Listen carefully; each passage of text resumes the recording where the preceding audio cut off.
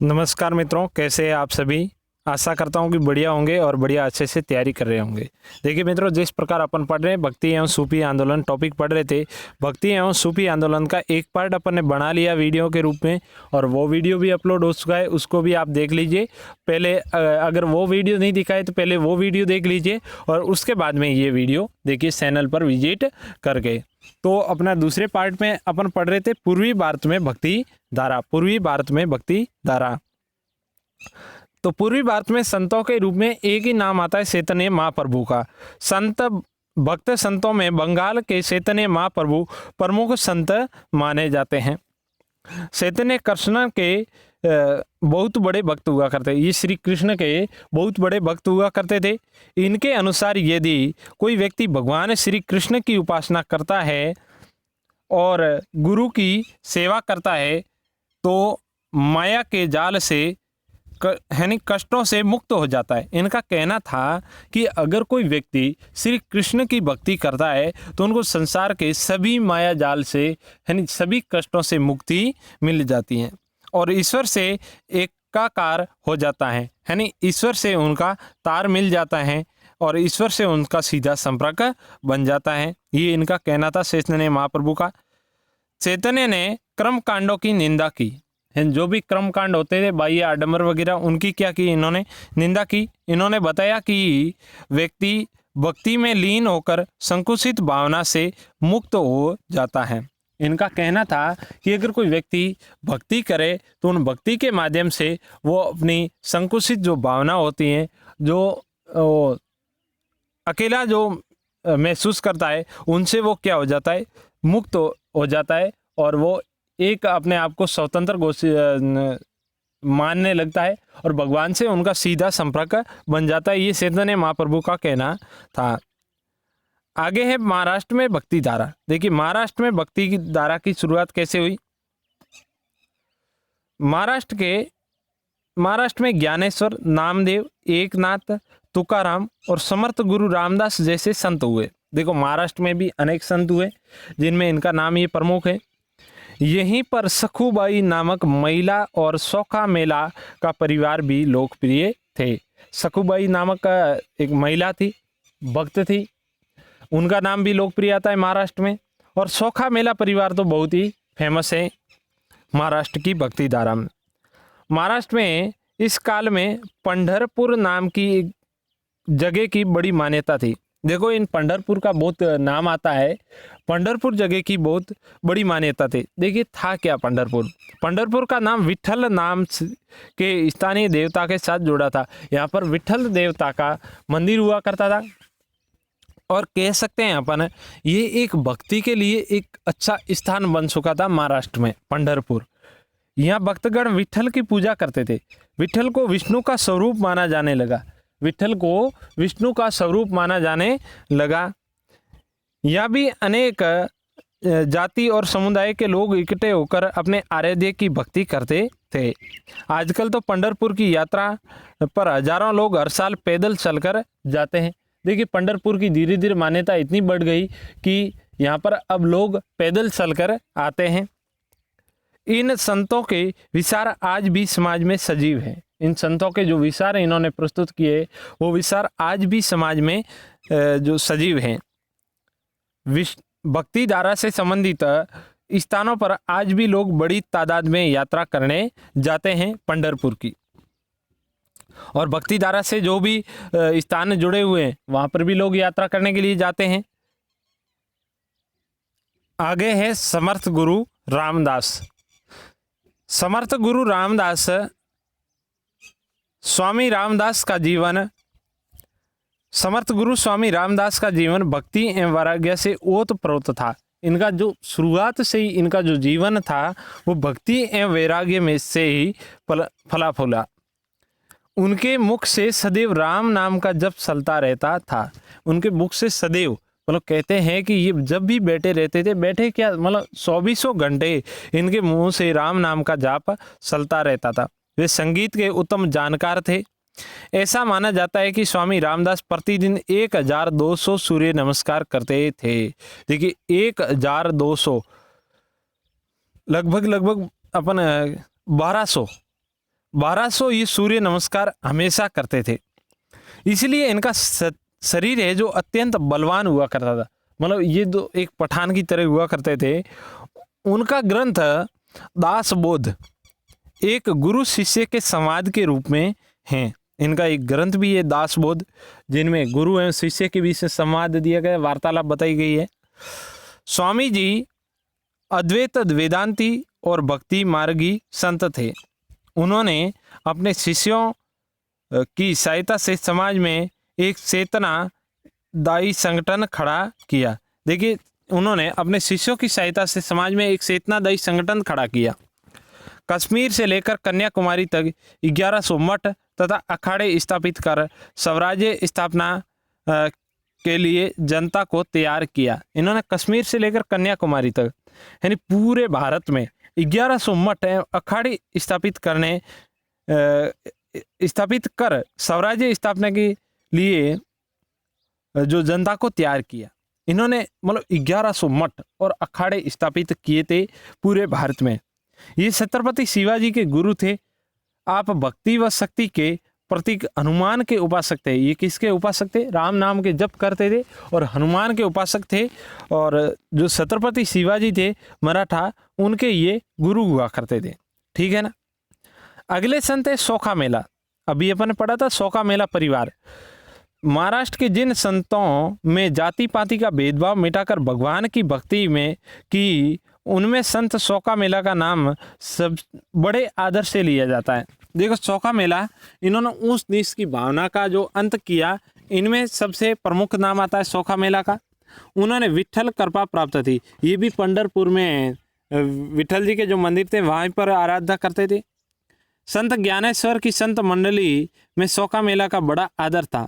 जो संत ज्ञानेश्वर थे महाराष्ट्र के, उनकी जो मंडली में सोखा मेला शामिल थे और इनका बड़ा सम्मान था उनके साथ में। वे महार जाति के थे। उस समय अस्पृश्य जाति मानी जाती थी। वो एक महार जाति से विलोम करते थे। उस समय ये महार जाति एक अस्पृश्य जाति हुआ करती थी। उनके मन में बचपन से ही ईश्वर भक्ति एवं संतों जैसा जीवन जीने की इच्छा थी। विठल दर्शनों के लिए प्राय पंढरपुर जाते रहते थे। उन दिनों पंढरपुर में संत नामदेव का बड़ा प्रभाव था।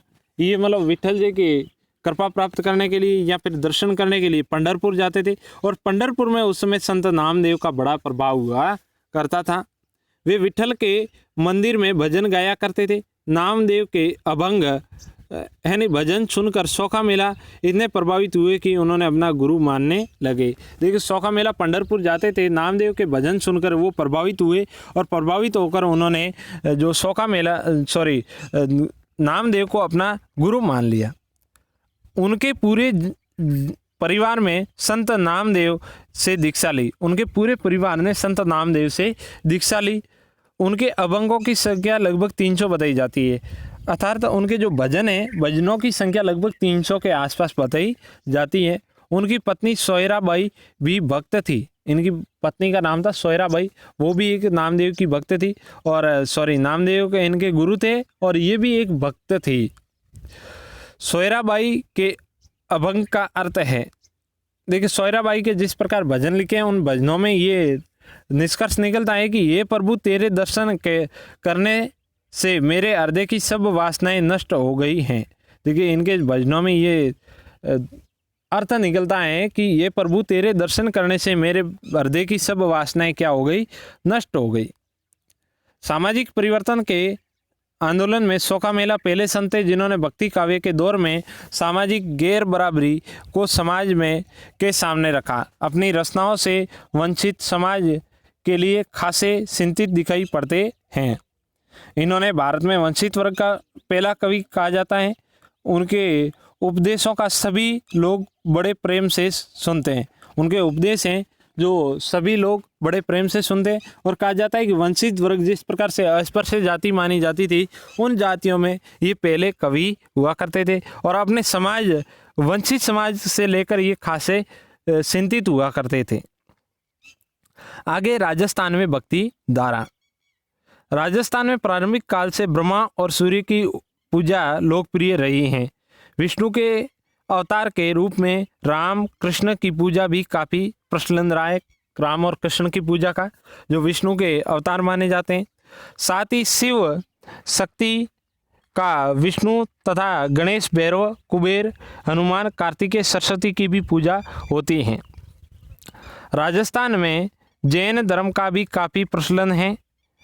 राजस्थान के राजपूत शासक हिंदू धर्म के अनुयायी थे, वे शक्ति की उपासना करते थे। देखो राजस्थान के जो भी राजवंश रहे हैं वो मतलब हिंदू धर्म से थे ज़्यादातर राजवंश, और उनमें जो शक्ति की उपासना करते थे। शेष हिंदुस्तान की सामान्य या धार्मिक सहिष्णुता रही है, सभी धर्म बराबरी से शांति के साथ रहते आए हैं। देखो शेष भारत में जिस प्रकार से शांति से सभी धर्मों को मान्यता मिली है, उसी प्रकार राजस्थान में ही मान्यता मिली है सभी धर्मों को। आगे है संत दादू दयाल। राजस्थान के प्रमुख संतों में नाम लिया जाता है संत दादू दयाल का। बहुत ही प्रसिद्ध संत हुआ थे। निर्गुण उपासना के समर्थक संत दादू बाहरी साधना से हटकर व्यक्तिगत साधना पर जोर देते थे। ये बाहरी आडंबरों से हटकर एक व्यक्तिगत साधना पर जोर देते थे। दादू ने ईश्वर की भक्ति को समाज सेवा एवं मानववादी दृष्टि से जोड़ा। देखो इन्होंने ईश्वर की भक्ति को एक समाज से मतलब सेवा के रूप में जोड़ा। इन्होंने दादू ने अहंकार से दूर रहकर विनम्रता से ईश्वर के प्रति समर्पित रहने की शिक्षा दी है। इन्होंने कहा अहंकार से ईश्वर प्राप्त नहीं होते, विनम्रता से भगवान प्राप्त होते हैं। दादू ने बताया कि ईश्वर की प्राप्ति न केवल प्रेम एवं भक्ति के माध्यम से संभव है, बल्कि मानवता के प्रति सेवा से भी संभव हो सकती है। इन्होंने कहा कि न कि संगीत और जो ईश्वर की प्राप्ति प्रेम एवं भक्ति के माध्यम से ही संभव नहीं है। इन्होंने कहा इतने से काम नहीं चलता है, मानवता के प्रति सेवा से संभव हो सकती है। दादू पहले सांबर व फिर आमेर में आकर रहने लगे। जयपुर के आसपास नारायणा में इनकी मृत्यु हुई। नारायणा में इनकी पीठ भी बनी हुई है दादू संप्रदाय की। दादू पंथी गुरु को अधिक महत्व देते थे। इनके शिष्य विभिन्न वर्गों, धर्मों एवं जातियों से संबंध रखते थे।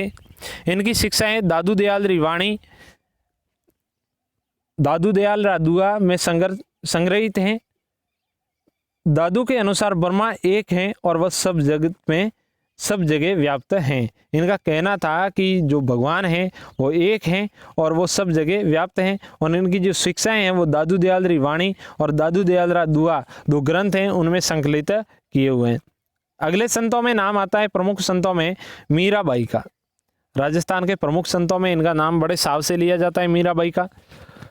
राजस्थान में भक्ति और शक्ति का प्रदेश रहा है। राजस्थान शुरुआत से भक्ति एवं शक्ति का जो प्रदेश रहा है। यहाँ के भक्त संतों में मीराबाई का नाम सर्वसम्मुख है। मीराबाई ने अपना जीवन कृष्ण भक्ति में समर्पित कर दिया था। इन्होंने संपूर्ण अपना जीवन है वो कृष्ण भक्ति में समर्पित कर दिया था। उनके द्वारा रचे गए काव्य प्रेम भाव से परिपूर्ण थे। इनके जो काव्य लिखे गए उनमें अपने को प्रेम दिखने को मिलता है। जैसा कि इनका प्रेम था श्री कृष्ण थे, वही अपने को देखने को मिलता है। अपने काव्य में उन्होंने महिला जागृति की बातें कही। भक्त शिरोमणि मीराबाई का जन्म 16वीं सदी में मेरता में हुआ। इनके पिता रतन सिंह मेरता के शासक दूधा जी के सौते पुत्र थे। इनके जो पिता का नाम था रतन सिंह और मेरता के जो शासक थे राव दूधा जी के ये सौते पुत्र हुआ करते थे राव रतन सिंह। मीराबाई अपने पिता की इकलौती बेटी थी। इनके कोई भाई नहीं था। मीरा के दादा दादी भगवान कृष्ण के परम भक्त हुआ करते थे। इनके दादा थे जो दूधा जी, वो कृष्ण के बड़े भक्त हुआ करते थे। मीरा बचपन से ही कृष्ण भक्ति के गीत गाया करती थी। इनका विवाह मेवाड़ के महाराणा सांगा के बड़े बेटे भोजराज से हुआ। इनके पति का नाम भोजराज था। मेवाड़ के महाराणा सांगा के बड़े पुत्र थे। विवाह के 7 साल बाद ही अब उनके पति का देहांत हो गया और शीघ्र ही ससुर राणा सांगा और पिता रतन सिंह का भी देहांत हो गया। इनके पति का देहांत हो जाता है 7 साल बाद में और अपने पिताजी का भी देहांत हो जाता है और ससुर जी जो महाराणा सांगा है उनकी भी मृत्यु हो जाती है। इसके पश्चात मीराबाई पूर्ण रूप से भक्ति में डूब गई। वृंदावन द्वारिका ने में इन्होंने काफ़ी समय तक भजन कीर्तन साधु संगीत में बिताया। मीरा वृंदावन से द्वारका गई, वृंदावन से द्वारका चली गई है। द्वारका में श्री कृष्ण की भक्ति में रणछोड़ जी की मूर्ति के आगे नृत्य करते हुए मीरा ने संसार को क्या कर दिया, त्याग दिया। इन्होंने कहते हैं कि श्री कृष्ण की मूर्ति के आगे वो अपने संसार को त्याग दिया था। इन्होंने कहते हैं कि जो द्वारिका में काले पत्थर की मूर्ति हैं उनमें मीराबाई समाहित हो गई थी। मीराबाई ने अपने भजनों में श्री कृष्ण के प्रति प्रेम समर्पण भाव से प्रकट किया, जैसा कि निम्न पंक्तियों से प्रकट होता है। इनकी पंक्तियां एक इन्होंने प्रकट जो प्रेम प्रकट किया है, मेरे तो गिरधर गोपाल दूसरों न कोई, है ना, मेरे है जो श्री गिरधर गोपाल है, दूसरे मेरे कोई नहीं है। जाके सिर पर मोर मुकुट मेरो पति सोई, जो कहते हैं कि दूसरों के जो पति होते हैं उनके सिर पर मुकुट बनाया जाता है, लेकिन मेरे पति वही हैं जिनके सिर पर मोर मुकुट धारण है, वही मेरे पति हैं। मीराबाई काव्य रचनाएं आज भी लोकप्रिय हैं। मीराबाई ने महिला वर्ग के सुधार और जागृति की बात कही है। मीराबाई ने महिला वर्ग के सुधार और जागृति की बात कही। इन्होंने मीराबाई के लगभग 250 पद है जो उन्हें अमर भक्ति कवियत्री बना देते हैं। इनके ऐसे कई पद हैं जो 250 से ज़्यादा, 250 से ज़्यादा पद है जो इनको अमर भक्त कवियत्री बना देते हैं। और इनके भजन तो आजकल क्या, जब से इनके जो भजन प्रचलित हुए हैं, जब से बहुत ही प्रसिद्ध माने जाते हैं इनके भजन। आगे है राम शरण जी और राम सनई संप्रदाय। मध्यकालीन राजस्थान में जो समाज एवं धर्म सुधार के लिए संप्रदाय स्थापित किए गए, उन संप्रदायों में राम सनई संप्रदाय का विशेष महत्व रहा है। राम सनई संप्रदाय का विशेष महत्व रहा है। इन संप्रदाय की स्थापना राम शरण जी ने की। किसने की? राम शरण जी ने की।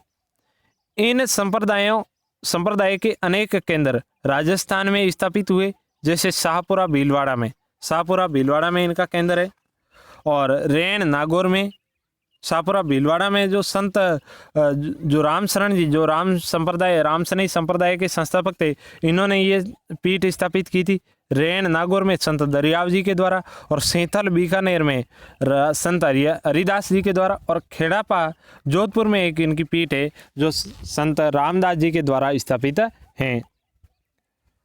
आगे राम शरण जी निर्गुण भक्ति में विश्वास करते थे। ये किस में विश्वास करते थे? निर्गुण भक्ति में विश्वास करते थे। इन्होंने मोक्ष प्राप्ति के लिए गुरु को अत्यधिक महत्व दिया है। उनका विचार था कि गुरु ब्रह्मा के समान होता है और वही मनुष्य को संसार रूपी भवसागर से पार उतार सकता है। इन्होंने कहा था कि गुरु ब्रह्मा के समान होता है और वही मनुष्य को संसार रूपी भवसागर से पार उतार सकता है। इस संप्रदाय में राम की उपासना पर बल दिया गया। राम से उनका अभिप्राय निर्गुण निराकार ब्रह्म से है। उन्होंने मूर्ति पूजा एवं बाह्य आडंबरों का विरोध किया। इन्होंने मूर्ति पूजा का बहुत विरोध किया था। आगे हैं सूफीवाद, यानी सूफी संत। सूफी मत का तात्पर्य एवं उद्देश्य कहा जाता है कि सूफी वे कहलाते थे जो सफ है, यानी सफेद ऊन एवं कपड़ा पहनते थे। सूफी कौन कहलाते थे? सफ का मतलब सफेद होता है, सफेद ऊन का कपड़ा पहनते थे, उनको सूफी कहते थे। उन्होंने साधारण कपड़े पहनने का मतलब ये था कि वे लोग थे जो सीधे एवं सरल वस्त्र धारण करते थे। मतलब सफ़ेद वस्त्र से मतलब है कि सीधे एवं साधारण वस्त्र पहनना, सीधी एवं सरल जिंदगी जीते थे और लोगों में सीधे सरल तरीके से प्रेम पूर्वक रहने को प्रेरित करते थे। सूफी संतों ने इस्लाम के एक ईश्वरवाद का पालन किया। ये आमतौर पर वे थे जिन्होंने मुस्लिम धार्मिक विद्वानों द्वारा स्थापित इस्लामिक परंपरा की जटिलता और आचार संहिता का विरोध किया। इन्होंने जो इस्लाम में व्याप्त जो जटिल परंपराएं थी, इनका इन्होंने क्या किया? विरोध किया था। सूफी संतों ने धर्म के बाहरी आडंबरों को त्याग कर भक्ति एवं सभी मनुष्यों के प्रति दया प्रेम भाव पर बल दिया। संत कवियों की तरह भारत में सूफी संत अपनी बात कविता के जरिए कहते थे। जिस प्रकार संत कवि हुआ करते थे हिंदू धर्म में, उसी प्रकार जो इस्लाम में जो सूफी संत हुआ करते थे वो भी अपनी बात कविता के जरिए कहते थे, अपना संदेश लोगों तक पहुंचाने, कहानी सुनाकर पहुंचाते थे। सूफियों के बारे में ये भी प्रचलित है, देखिए सूफियों के बारे जो ये अपनी संदेश जो लोगों के मध्य पहुंचाते थे वो कहानियों के माध्यम से पहुंचाते थे। और प्रमुख सूफी संतों का नाम भी बताया गया, हजरत मोइनुद्दीन चिश्ती, बाबा फरीद, शेख नसरुद्दीन, हजरत निजामुद्दीन औलिया, बहुद्दीन जकारिया, अमीर खुसरो और गैसुद राज, ये प्रमुख संत हुए हैं, भारत में प्रमुख सूफी संत हैं। हाँ, इनके बारे में जो धारणाएं हैं, जो बातें कही गई हैं, सूफियों में किसी उस्ताद, ओलिया या पीर की देखरेख में अलग अलग तरह से दिव्य शक्ति के नज़दीक आने के तरीके विकसित हुए हैं। इनके जो संत थे उन संतों के माध्यम से दिव्य शक्ति के तरीके इन्होंने विकसित किए। कभी नाचकर, कभी गाकर, तो कभी केवल मनन चिंतन करके उस्ताद पीढ़ी दर पीढ़ी शागिर्दों को सीख देते थे। इस प्रकार कई सिलसिले की शुरुआत हुई।